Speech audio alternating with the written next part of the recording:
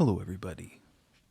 This is Psychology of the Unconscious by Carl Jung, Section 2, Chapter 2, The Conception and the Genetic Theory of Libido. The chief source of the history of the analytic conception of libido is Freud's 3 contributions to the sexual theory. There, the term libido is conceived by him in the original narrow sense of sexual impulse, sexual need. Experience forces us to the assumption of a capacity for displacement of the libido, because functions or localizations of non-sexual force are undoubtedly capable of taking up a certain amount of libidinous sexual impetus and libidinous afflux. Functions or objects could, therefore, obtain sexual value, which under normal circumstances really have nothing to do with sexuality. From this fact results the Freudian comparison of the libido with a stream, which is divisible, which can be dammed up, which overflows into branches, and so on. Freud's original conception does not interpret everything sexual, although this has been asserted by critics, but recognizes the existence of certain forces, the nature of which are not well known, to which Freud, however compelled by the notorious facts which are evident to any layman, grants the capacity to receive affluxes of libido. The hypothetical idea at the basis is the symbol of the Triebündel, wherein the sexual impulse figures as a partial impulse of the whole system, and its encroachment into the other realms of impulse is a fact of experience. The theory of Freud, branching off from this interpretation, according to which the motor forces of a neurotic system correspond precisely to their libidinous additions to other non-sexual functional impulses, has been sufficiently proven as correct, it seems to me, by the work of Freud and his school. Since the appearance of the 3 contributions in 1905, a change has taken place in the libido conception. Its field of application has been widened. An extremely clear example of this amplification is the present work. However, I must state that Freud, as well as myself, saw the need of widening the conception of libido. It was paranoia, so closely related to dementia praecox, which seemed to compel Freud to enlarge the earlier limits of the conception. The passage in question, which I will quote here word for word, reads, "A third consideration which presents itself, in regard to the views developed here, starts with the query as to whether we should accept as sufficiently effectual the universal receding of the libido from the outer world, in order to interpret from that the end of the world, or whether in this case the firmly rooted possession of the I must not suffice to uphold the rapport with the outer world. Then one must either let that which we call possession of the libido, interest from erotic sources, coincide with interest in general, or else take into consideration the possibility that great disturbance in the disposition of the libido can also induce a corresponding disturbance in the possession of the I. Now, these are the problems which we are still absolutely helpless and unfitted to answer. Things would be different could we proceed from a safe fund of knowledge of instinct, but the truth is, we've nothing of that kind at our disposal. We understand instinct as the result of the reaction of the somatic and the psychic. We see in it the psychical representation of organic forces and take the popular distinction between the I impulse and the sexual impulse, which appears to us to be in accord with the biological double role of the individual being who aspires to his own preservation as well as the preservation of his species. But anything beyond this is a structure which we set up and also willingly let fall again in order to orient ourselves in the confusion of the dark processes of the soul. We expect particularly from the psychoanalytic investigations into diseased soul processes to have certain decisions forced upon us in regard to questions of the theory of instinct. This expectation has not yet been fulfilled on account of the still immature and limited investigations in these fields. At present, the possibility of the reaction of libido disturbance upon the possession of the I can be shown as little as the reverse. The secondary or induced disturbances of the libido processes through abnormal changes in the I. It's probable that processes of this sort form the distinctive character of psychoses. The conclusions arising from this, in relation to paranoia, are at present uncertain. One cannot assert that the paranoiac has completely withdrawn his interest from the outer world, nor withdrawn into the heights of repression, as one sometimes sees in certain forms of hallucinatory psychoses. He takes notice of the outer world. He takes account of its changes. He's stirred to explanations by their influence, and therefore I consider it highly probable that the changed relation to the world is to be explained, wholly or in great part, by the deficiency of the libido interest. In this passage, Freud plainly touches upon the question whether the well-known longing for reality of the paranoid dement, the dementia praecox patients, to whom I've especially called attention in my book, The Psychology of the Dementia Praecox, is to be traced back to the withdrawal of the libidinous affluxes alone, or whether this coincides with the so-called objective interest in general. It's hardly to be assumed that the normal fonction du réel is maintained only through affluxes of libido or erotic interest.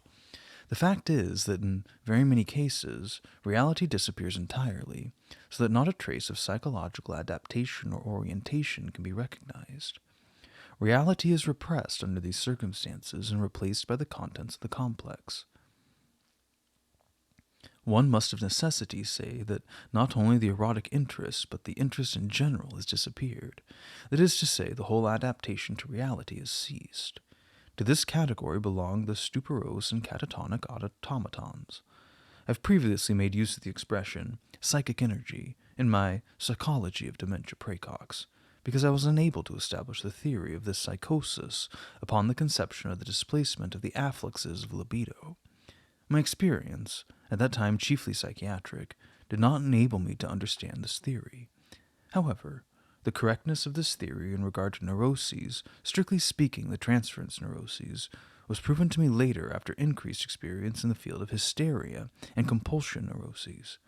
In the territory of these neuroses, it's mainly a question whether any portion of the libido which is spared through the specific repression becomes introverted and regressive into earlier passive transference. For example, the path of the parental transference. With that, however, the former non-sexual psychologic adaptation to the environment remains preserved so far as it does not concern the erotic and its secondary positions. The reality which is lacking to the patients is just that portion of the libido to be found in the neurosis.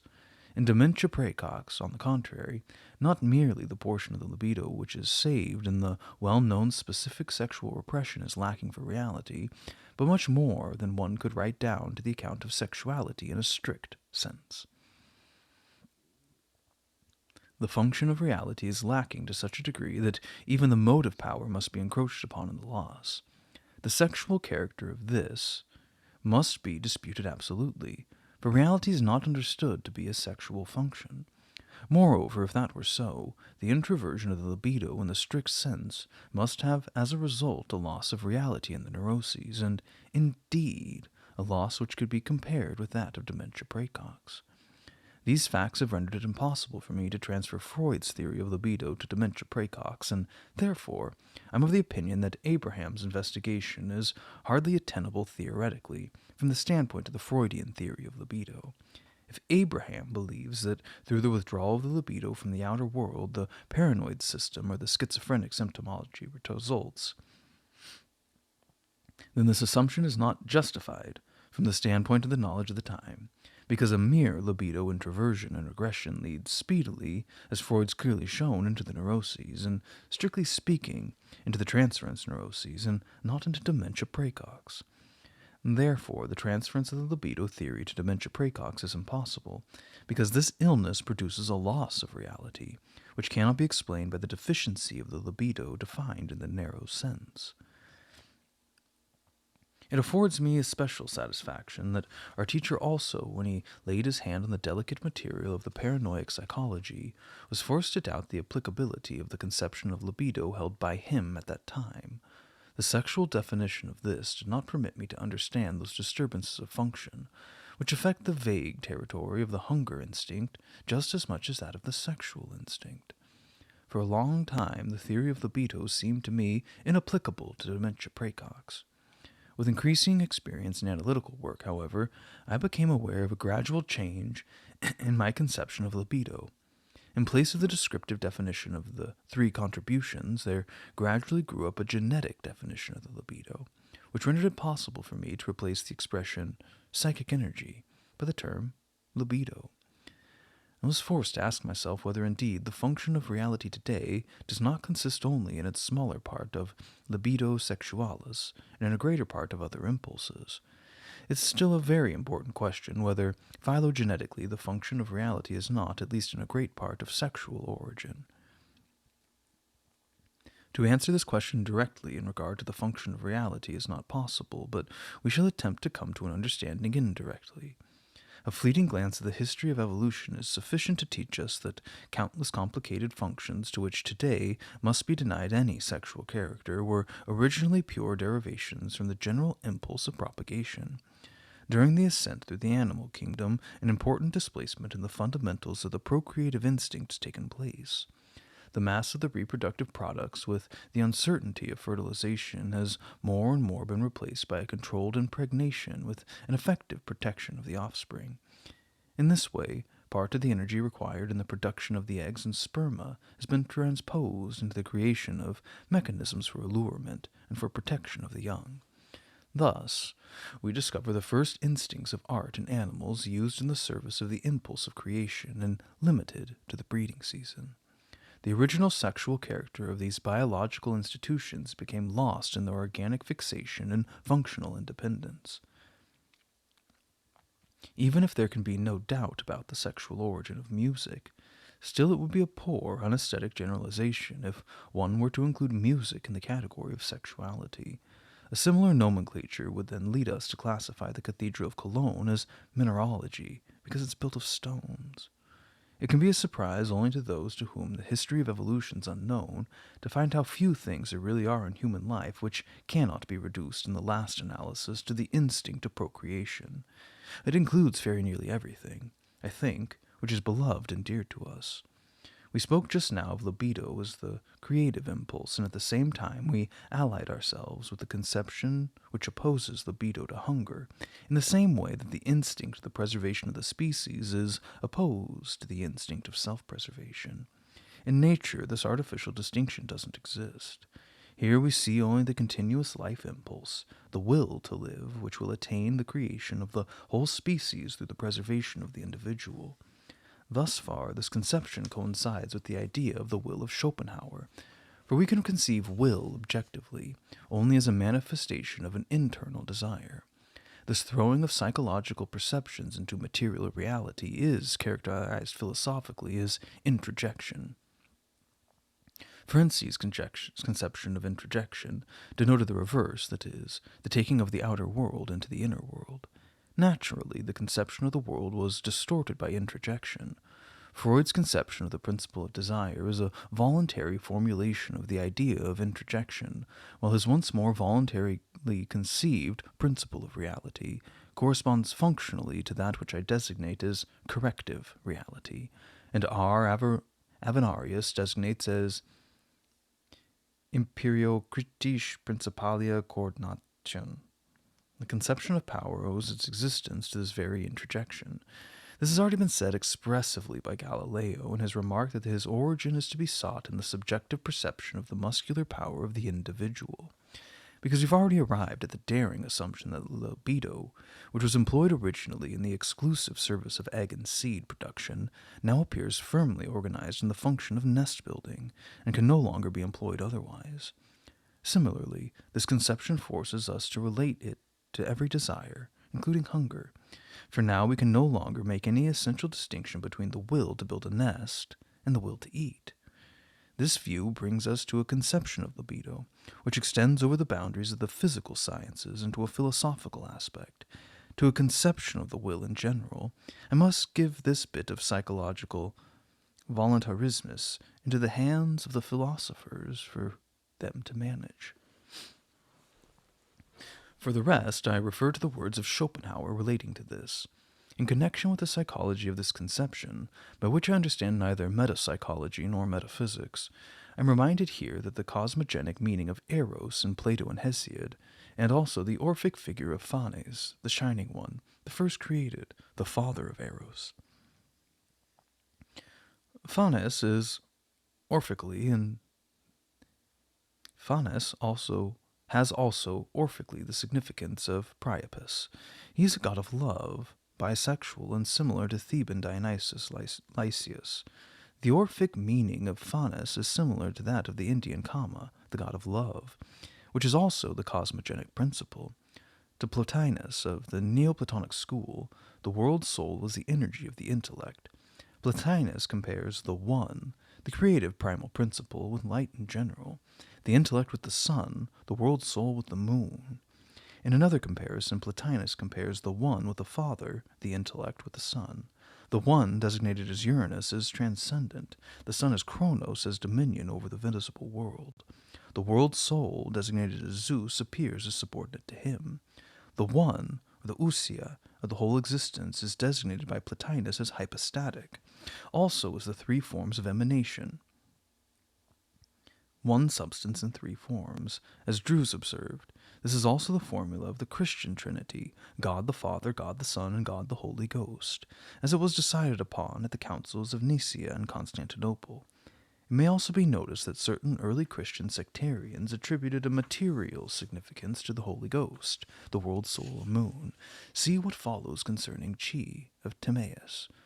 According to Plotinus, the world soul is a tendency toward a divided existence and towards divisibility, the conditio sine qua non of all change, creation, and procreation, also a maternal quality. It is an unending of all of life and holy energy.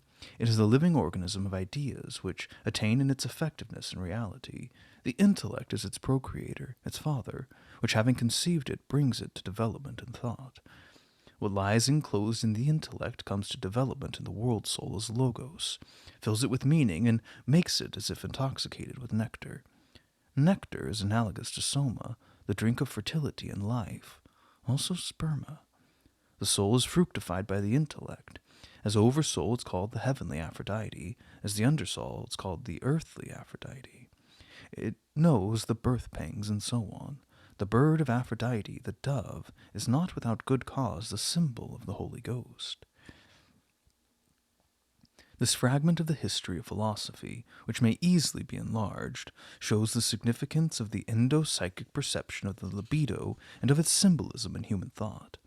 In the diversity of natural phenomena, we see the desire, the libido, in the most diverse applications and forms. We see the libido in the stage of childhood almost wholly occupied in the instinct of nutrition, which takes care of the upbuilding of the body. With the development of the body, there are successively opened new spheres of application for the libido. The last sphere of application, and surpassing all the others, is its functional significance, is sexuality, which seems at first almost bound up with the function of nutrition.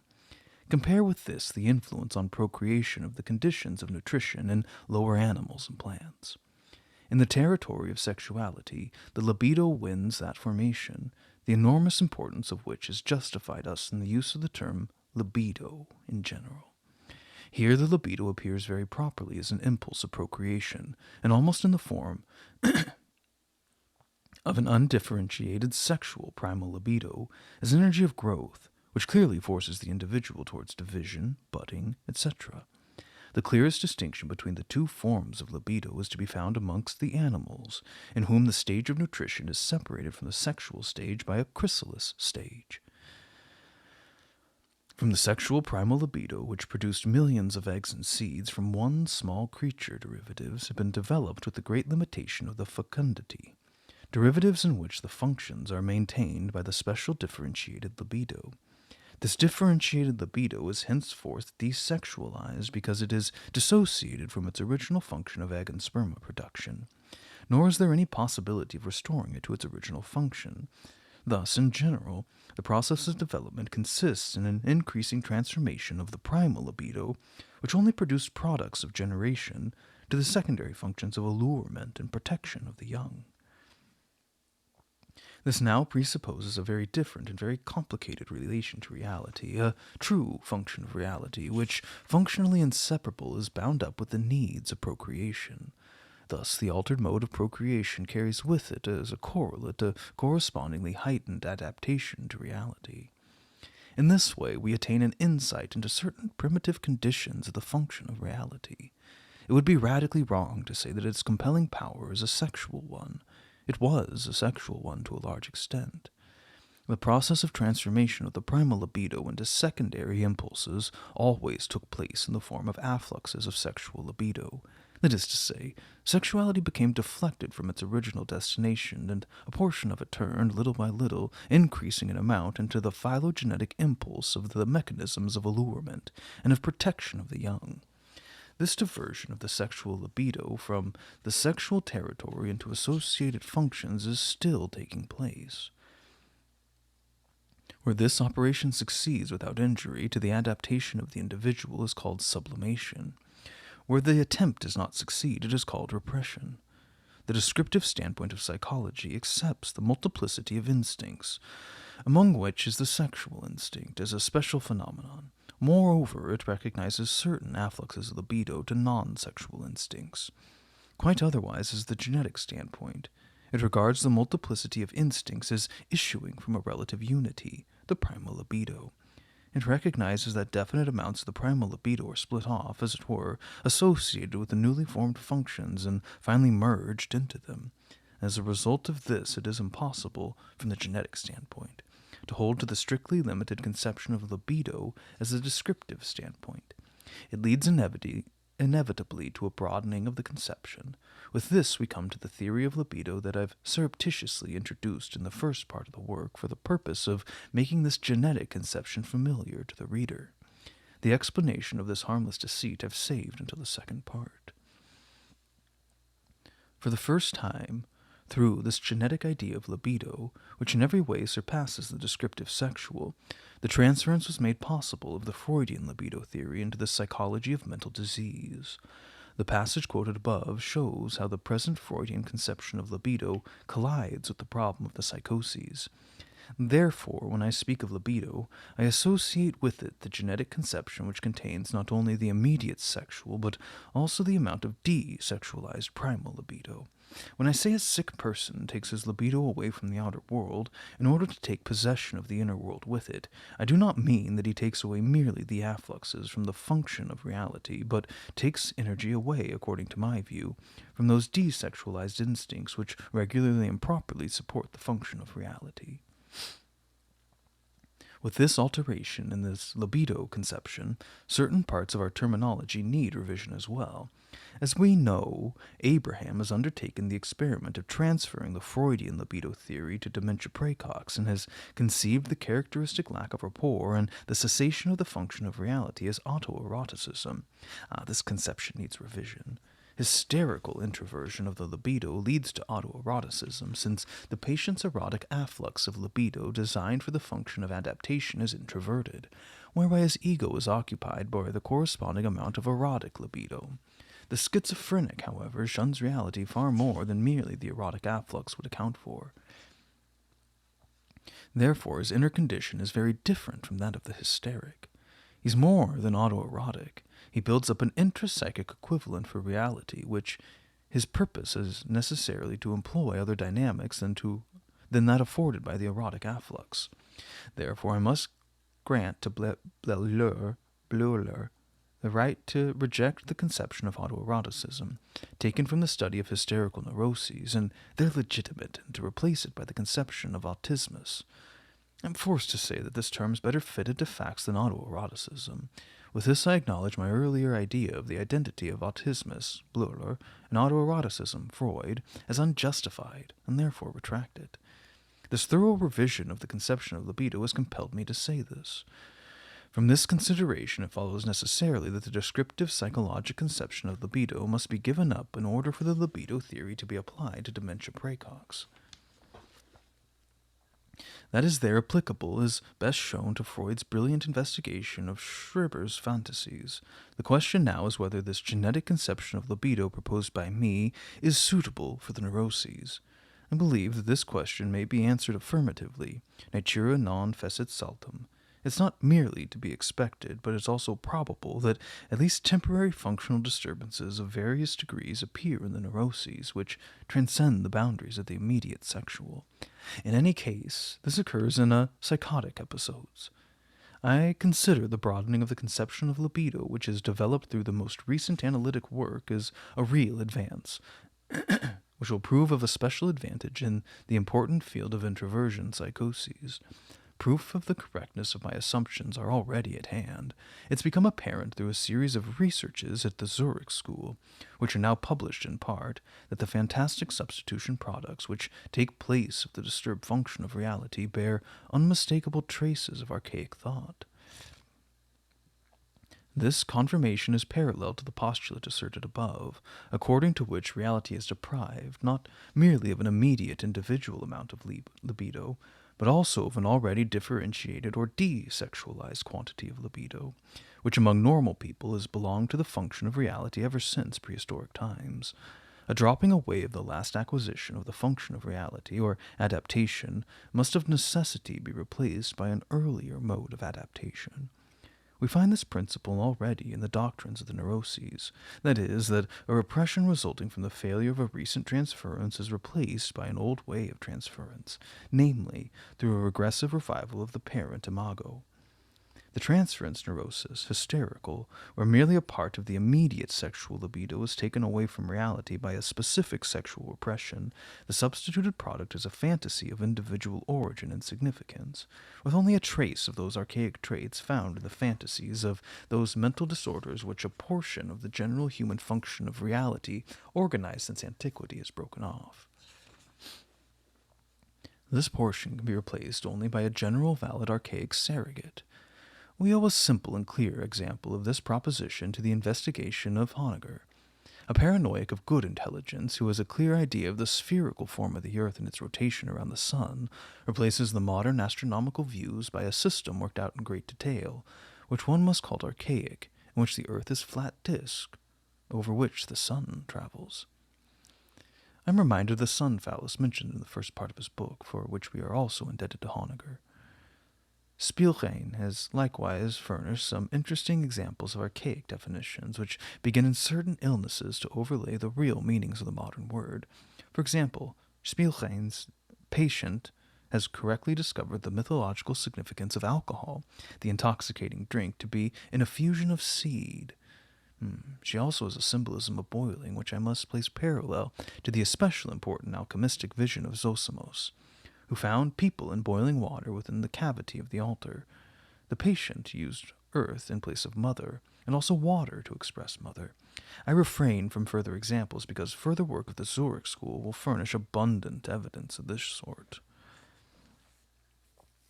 My foregoing proposition of the replacement of the disturbed function of reality by an archaic surrogate is supported by an excellent paradox of Spielrein's. She says, I often had the illusion that these patients might be simply victims of folk superstition.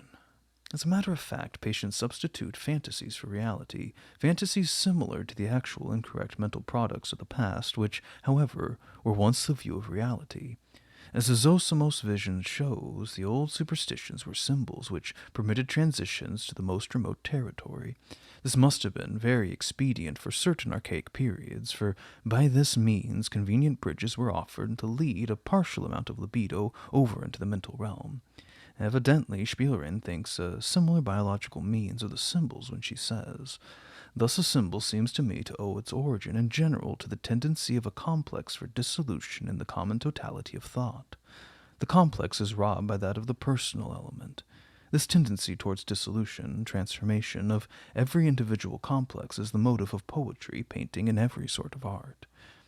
When here we replace the formal conception complex by the conception of the quantity of libido, the total effect of the complex, which, from the standpoint of the libido theory, is a justified measure, then does Spielrein's view easily agree with mine.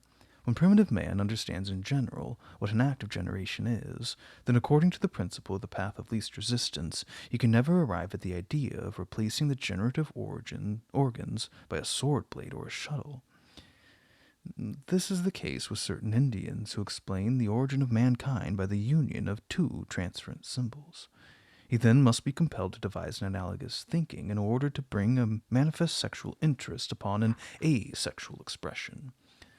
The propelling motive of this transition of the immediate sexual libido to the non-sexual representation can, in my opinion, be found only in a resistance which opposes primitive sexuality. It appears as if, by this means of fantastic analogy formation, more libido would gradually become desexualized, because increasingly more fantasy correlates were put into place of the primitive achievement of the sexual libido. With this, an enormous broadening of the world idea was gradually developed because new objects were always assimilated as sexual symbols. It's a question whether the human consciousness has not been brought to its present state entirely, or in great part in this manner. It's evident in any case that an important significance in the development of the human mind is due to the impulse towards the discovery of analogy. We must agree thoroughly with Steinthal when he says that an absolutely overweening importance must be granted to the phrase gleichwie, even as, in the history of the development of thought. It's easy to believe that the carryover of the libido to a fantastic correlate has led primitive man to a number of the most important discoveries.